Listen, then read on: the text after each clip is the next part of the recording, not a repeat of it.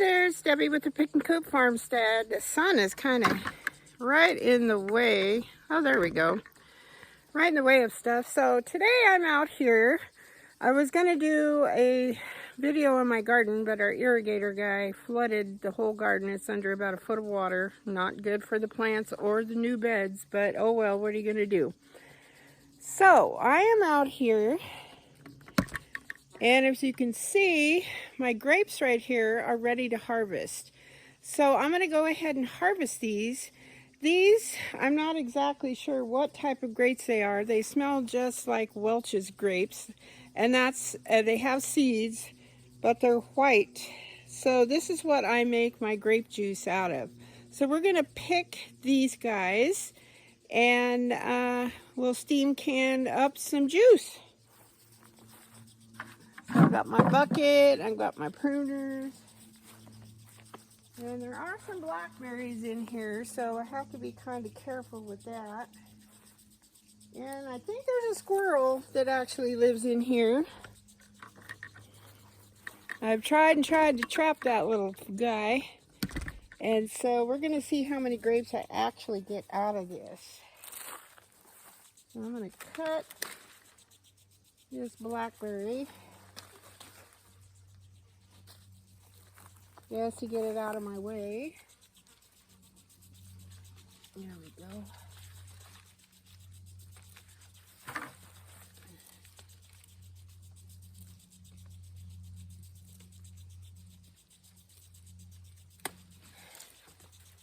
And I've already tasted these. They're quite delicious. And they smell delicious too. You can really smell them when you walk up on this bush. So they're all hidden in here between the deer and the squirrels. They did leave me, I think, a pretty good harvest, so I'm kind of excited. So I'm going to go ahead and finish picking these, and then we'll be back. Okay, we got about, I would say this is a 4.5 gallon bucket, and we're a little over halfway full. So I'd say we got about 2.25 gallons of grapes this year, so that's not bad. So I'm going to go in the house, wash these up, and then I'll show you how we steam juice these guys. Okay, so now I'm back in my kitchen. I've harvested all of my grapes. I've washed them out, and I've got my steam canner. I wanted to show you what it looks like. I'll show you the box. Hold on. This is called the Old Country steamer juicer. It's not a steam canner, sorry, I said that wrong. But you can do all kinds of things in this. Obviously you can steam things, you can do a crab boil, you can make juice, jellies, jams, all that kind of stuff. So this is what we're going to be using today. Alright, so first thing we're going to do is I found this old diffuser. It says, I didn't do it the first time around. This is only my second time. I did it last year doing my grapes. Put a diffuser over your burner, which I'm doing. And then this is the bottom portion. This is your water reservoir. You fill it 3/4 of the way full. Put that on top of your diffuser. Just try to center everything as best you can over the burner. Let's move this. And then we're going to turn this on, bring it up to temperature. And I'm reading my instructions as I go, just because this is only my second time using this. Then while you prepare your fruit, you've got this heating up. You're going to bring the water to a boil. So you're going to put this guy, this is your next piece, this is where your hose is. You want to make sure that this is not touching the burner in any way. Make sure that your hose is on tightly. Make sure it is clamped. This guy squeezes opening and closing your hose so you don't have a big sticky mess all over your floor. Then there is a little cutout in the bottom, the water reservoir, that is perfect just for this little pipe that the hose fits onto. So we've got this on. Then we've got, I sorted and went through, and there's another darn earwig in here. Hold on just a moment. It's the second earwig. I've gotten out of that, and I rinsed them and rinsed them and soaked them and rinsed them. They are tough little boogers. So the cool thing about this juicer is you can leave everything in here, stems and all. Just wash them, clean them, take any grapes off that are not in good shape, and then what you're going to do after that is put the lid on. So you're going to bring this to a boil. I kind of turn it down once it comes to a boil, and it takes about an hour for all the juices to come, and you can keep checking it. We'll check it periodically, but I'm going to move on to the next step to get stuff ready, so hang in there.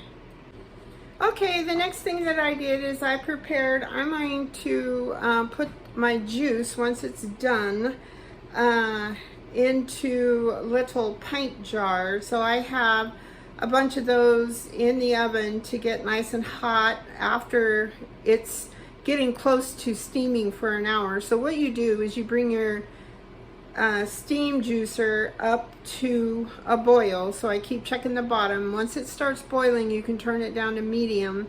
Then when the steam starts escaping from the top under the lid, then you can start your timer for 60 minutes. And so I would say probably the last 20 minutes of that, I'm going to heat up my jars in the oven, get them nice and sterile and hot, because remember, you have a hot substance, hot jars, and then you can actually open kettle these. But last year I wasn't brave enough, and this year I'm not brave enough either, so I'm just going to pressure can them real quick just to make sure everything is kosher. So once we get to that stage, once it gets to boiling, I'll be back. Okay, so I brought this up to a boil down on the bottom here. I guess you want me to, you can't see where I'm pointing. Right down here on the bottom. There we go. The bottom, that's where all the water is. It's boiling, so I brought it down to medium. Then you're going to wait till you get a little bit of steam escaping from this top part up in here, which there was a little bit. And so now what I'm doing is periodically I set my timer once that steam comes out of here. And I take my little masher and kind of gently press these down.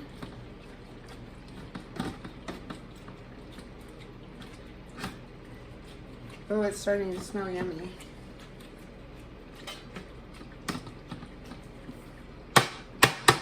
And I keep the lid on. I've got my timer set for about an hour. And then a little bit of juice is starting to form down in this tube.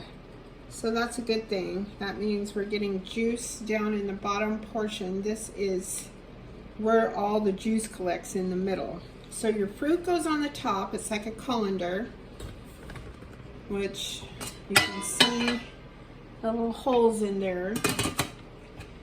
Then your juice collects here, and then the steam comes up from the bottom, and the steam is what's kind of cooking the grapes, and then they will kind of burst and collapse, and then all their yummy juice comes down into the bottom portion. So we'll come back in about an hour and we'll check this and see where we're at. Okay, so we only have about 20 minutes left on our steaming our grapes to get the juice out. So what I want to do now is turn my oven on, and I usually turn it on to 225, and then that'll give it a chance to come up. The jars are already in there, and then they will come up to temperature, and then we are going to let them bake for about 10 minutes. So by that time we should be able to take them out and then fill them up through the hose with the juice. I forgot to say that I'm gonna go ahead and turn my canner on medium. I've got the water in it with a splash of vinegar. I'm using my pressure canner just because it's super fast and it doesn't heat up my kitchen quite as bad as a water bath canner, but you can most definitely water bath this too. Excuse me. So that way my oven and jars will be coming up to temperature. My canner will be nice and hot. So you've got hot product, hot jars, hot canner. Those are the criteria. If we were doing cold juice, you would want cold jars, cold canner, and cold juice. So stay tuned. Okay, I've got my hot jars, I've got my hot juice, and I am going to put, let's see, let's move this over. You want to move this just slightly. There we go. And then we can open this up. You just squeeze this together. You're going to leave about a 1/2 inch of head space.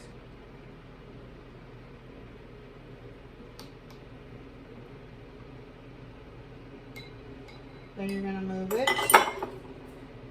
carefully to the next jar.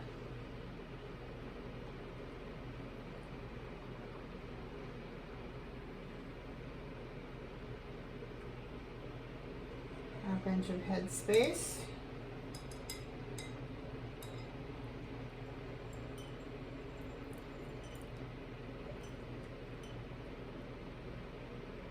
And gravity does the work for you, and you want to be super, super, super careful again because this is really, really hot.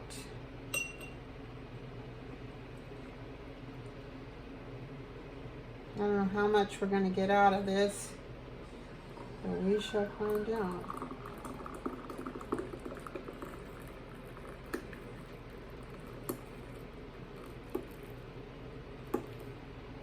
And it looks like we're only going to get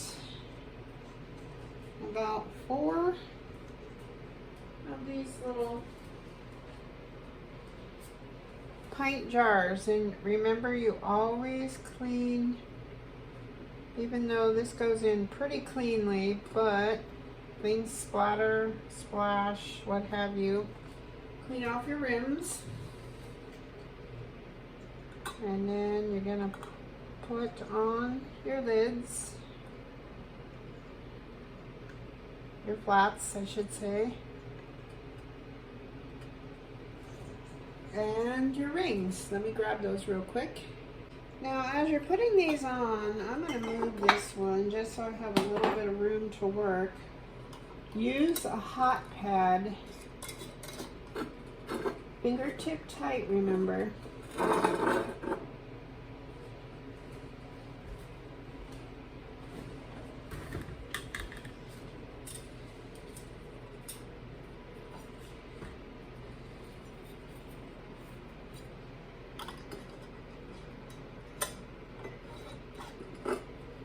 I don't have much room to work. I couldn't remember how much juice we got out of.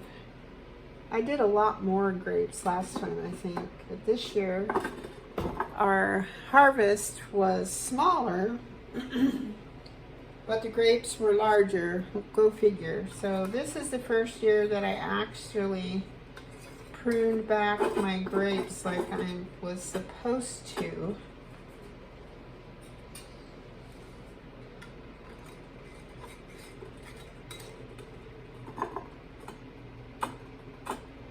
Alright, now I'm going to open up this one more time because I want to see what I have left in here.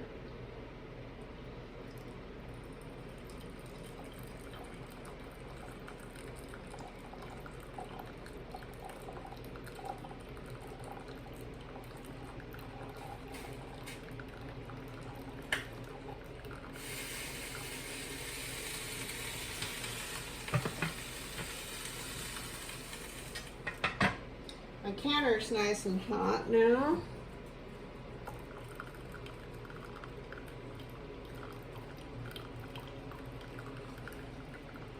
I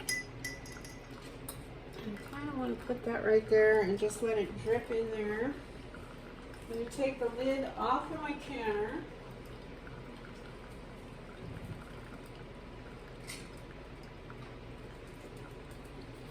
I even had my other rack because I thought, oh, I might get enough to do a double stacker, but that is not going to happen, I can see. So I think what I'll do is I'll take the little bit that I'm getting out of there and I'll just put it in the fridge and we'll drink that fresh. And then I'm going to put these guys in the canner.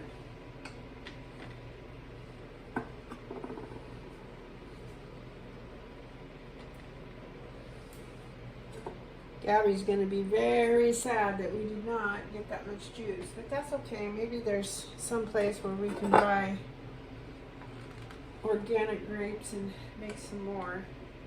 Now pay close attention to the color of this, what it looks like now. Let me get one back out and show it to you. Look at this. And then wait till it gets done canning. It changes color, which I thought was really interesting. Okay, I'm going to put that down there. Alright, so our canner is hot. We are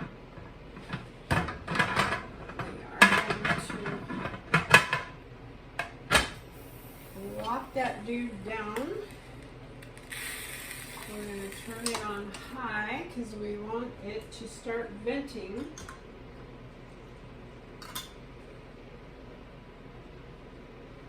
And then I think what I'm going to do, I'm going to stop this just for a second. We had just enough juice. I kind of tilted it forward, had just enough juice to complete that pint. So I actually got 5 pints. So now we're waiting for our canner to build up steam. I'm going to steam it, let it vent for 10 minutes, and then we will let it come up to pressure. Alright, we've got a nice steady stream of steam. We're going to set the timer for 10 minutes, then we'll throw our weight on and let it come up to pressure. Alright, it's been 10 minutes. We've got our weight. We're going to put that on there, and then we're going to watch our needle go from 0. My altitude needs to be about 14, so we're going to watch, and once it gets to 14, then we're going to turn it down to a medium to a little lower than medium, and that's where my stove, my particular stove, keeps the pressure I need for my altitude. Now we are only going to can this for about 5 minutes. So once we get to pressure, we'll set the timer for 5 minutes. So come on back and we'll check it out. Okay, now once my canner gets up to 15 pounds per pressure, my little guy starts rocking and I can hear it. So you don't ever want to go outside. I know I've stressed this before while you're doing this. Because you don't want to go clear up to there. So now we're on high. I can turn this down. I'm going to set my timer for 5 minutes. And I can even go a notch or so lower than medium on this particular timer. So we'll see in about 5 minutes. Alright, our timer went off. So I turned off the stove. We're going to wait for this pressure to go all the way to 0. You guys probably know the routine by now. This needle has to go all the way to 0. Then we can remove our weight and give it about 10 minutes and then we can open her up. Alright, that is at 0, our pressure gauge. So now we can take off our weight. And let's wait about 10 minutes and we'll open this guy up. Okay, so we are down to 0. We took the weight off. It's all vented. Good to go. Give it a little twist. Now when you take this lid off, remember, the pressure gauge gets pointed towards you and the bottom of the lid away from you, because there's going to still be a substantial amount of steam in there. You can burn yourself very easily, so you can probably see that. And I just kind of jiggle it, get any hot water off the top of that lid. Then I'll set my lid